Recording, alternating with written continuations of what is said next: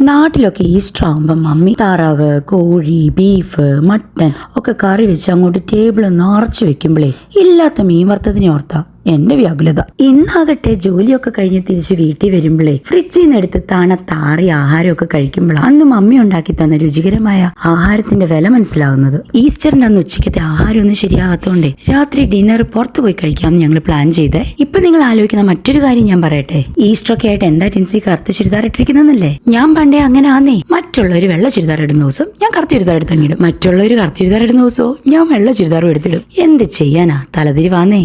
Lunch compromise ചെയ്യേണ്ട വന്ന സങ്കടത്തിലേ dinner അങ്ങ് ഗ്രാൻഡ് ആക്കാന്ന് വിചാരിച്ചു കേട്ടോ. ഞാനും ജീവനും എപ്പോഴും തീരുമാനിക്കും കേട്ടോ, നമുക്ക് ഡയറ്റ് ചെയ്യണം. പക്ഷെ ആഹാരം നമ്മുടെ മുന്നിൽ വന്നു കഴിയുമ്പോൾ ഉണ്ടല്ലോ കാര്യം ഞങ്ങൾ രണ്ടുപേരും മറന്നുപോകും. എന്ത് രോഗമാണോ എന്തോ. നിങ്ങൾക്ക് ആർക്കെങ്കിലും ഉണ്ടോ അങ്ങനത്തെ രോഗം? അങ്ങനെ ബീഫും ചിക്കനും താറാവും ചെമ്മീനും ഒക്കെ കഴിച്ച് ഈസ്റ്റർ ഞങ്ങൾ അങ്ങ് ഗ്രാൻഡ് ആക്കി കേട്ടോ. അത്രയൊക്കെ ഉള്ളേ. എന്നാ പിന്നെ അടുത്ത വീഡിയോ കാണാം.